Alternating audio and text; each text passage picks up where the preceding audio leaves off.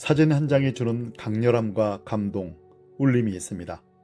최근 파주 오살리 금식기도원에서 한국전쟁에 참여했던 유대인 군인들의 모습을 보여주는 사진전이 열렸습니다.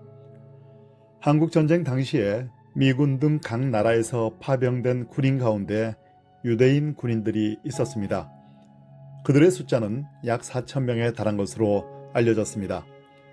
유대인 장병들은 치열한 전쟁이 전개되는 가운데에서도 예배를 드렸습니다.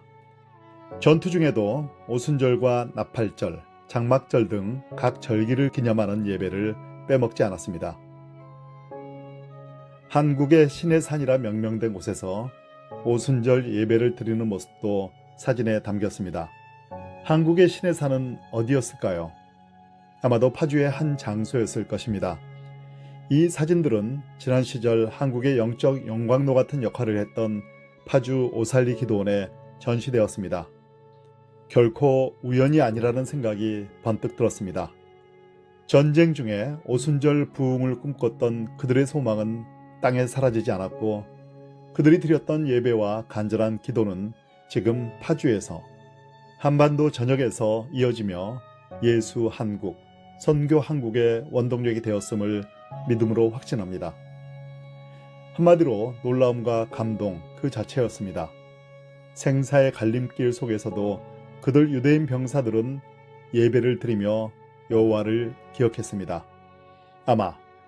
분명히 피비린내 나는 헐벗은 소망이라고는 한 군데도 찾을 수 없었던 당시 대한민국을 축복하며 기도했을 것입니다. 이 가운데 한 장의 사진이 더욱 눈에 들어왔습니다. 유대인 군목이 한국전쟁 가운데 전사한 유대인 군인들이 묻혀있는 묘지에서 무릎을 꿇고 기도하는 사진입니다. 가슴이 먹먹해졌습니다. 그들 모두 가족이 있고 미래의 꿈과 소망이 있고 유쾌함이 넘쳤던 젊은이들이었을 텐데, 이국 땅 한국에 와서 자신의 생명을 바치고 이 땅에 묻혔습니다. 아마 그들의 남은 자녀들과 가족들은 한국을 기억하며 우리를 위해 지금도 기도하고 있을 것입니다.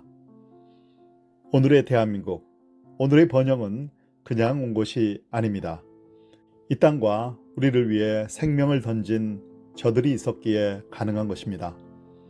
4,000명의 유대인들이 와서 우리를 위해 싸웠고, 이 땅을 축복하며 예배를 드렸고, 그리고 적지 않은 이들이 죽었습니다. 정치, 외교, 국제 정세 등 여러 고려사항이 있겠지만 이 사실만으로도 우리 한국인들이, 특히 한국의 크리스찬들이 유대인을 축복하며 이스라엘과 함께 서야 할 이유가 충분하다고 생각합니다. 저는 이 사진을 볼 때마다 눈물이 납니다.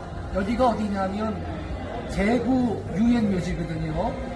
그런데 전사한 유대인 군인의 묘지에 무릎을 꿇고 유대인 군목이 지금 기도하고 있는 모습입니다.